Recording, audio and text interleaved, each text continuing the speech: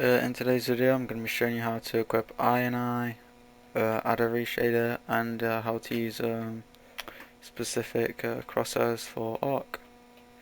So in this bit I'm going to be showing you how to add an NVIDIA reshade to your ARK game. So what you want to do is you want to click Alt F3. Obviously I've done it already here. I'll show you what it looks like with it off. So this is what ARK would usually look like. Well, this is what it would usually look like. Obviously, what you need to do is you need to add color, and you need to add details, and then obviously I've got them all set up here. So you want to add a sharpen on 12%, clarity -100, HDR toning 90%, bloom 0%. That's very important, otherwise your game will be looking like this. Let's get that back down.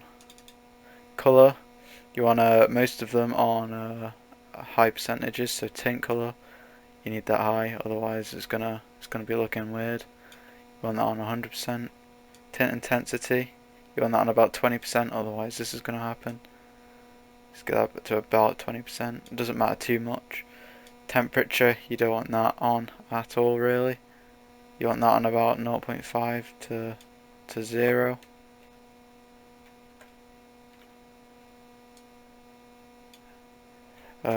Vibrance, you want that on 100, otherwise you're going to be in the black and white stages. Yeah, that's how you add the reshade. So just click done, and then you reshade, and that will be open every time you open ARK. That will automatically be added on, unless your NVIDIA drivers need a update, and then they'll reset. But then you can just come back to this video or another video, or you can just screenshot your settings for it. So yeah, in the next bit I'll be showing you how to add the INIs and the crosshairs. Right, hello, in this little bit I'm just going to be showing you my actual in-game settings for the best FPS. Obviously I'm not running a great INI right now, it's only a soft one, so it's not giving me the best FPS. But anyway, this is my settings. So we got low for world title buffers, basically low on everything except view distance. Sky quality on low. You want all of this stuff on low here, so you don't want them up here, otherwise that's just gonna be giving you less FPS. You want all these, you don't want any of these ticked, especially these two. Not only will they take your FPS away, it just makes your game look horrible if you PvP in. You've also got these two things here. So what the camera offset does is, I'll leave it on and show you. So my character is towards the side right now, so it's like the same angle as what it would be when I pull out a weapon. However, if I turn that off,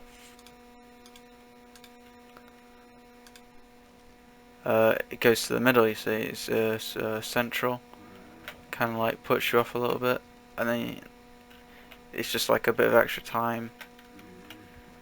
See how the angle is switching? You don't want that. So interpolation, this is where your character runs away from the camera, if you want to put it like that. See how it's how the character is moving like this, especially with high movement speed, your character can get lost and it's not very nice.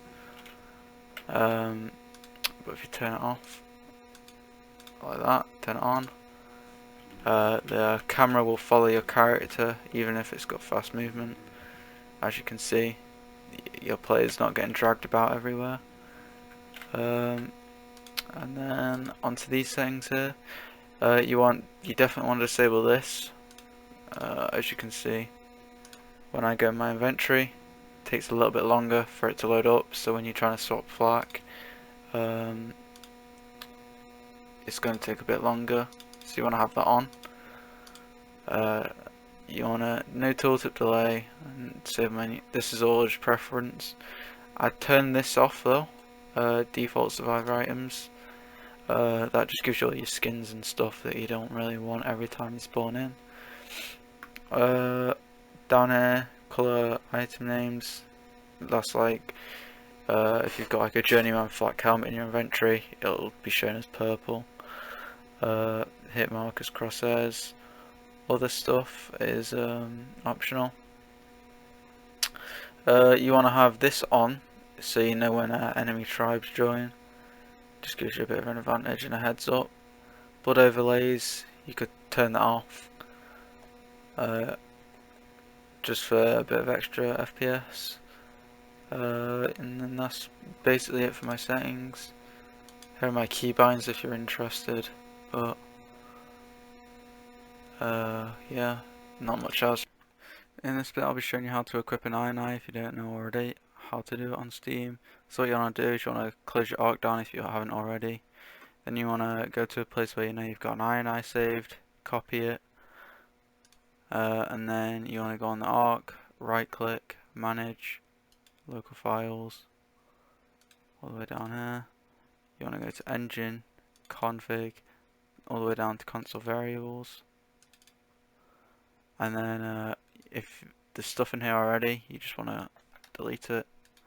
And then paste your INI that you've just copied down. And then you want to hit file, save, and then start your game, and your INI should be there. If you want to have some INIs, let me know. I'll set up a Discord for them. Hello, in this little bit I'll be showing you how to add crosshairs with these two apps. These are probably the best apps for it. The name is HUD-Sight and Crosshair X. You can see the little badges at the bottom of my screen there. So HUD-Sight is pretty simple. I prefer it. Obviously you're not going to use this crosshair in game because it's a bit clunky. But what you do, you just scale it up, boom. You can see it in the middle of the screen.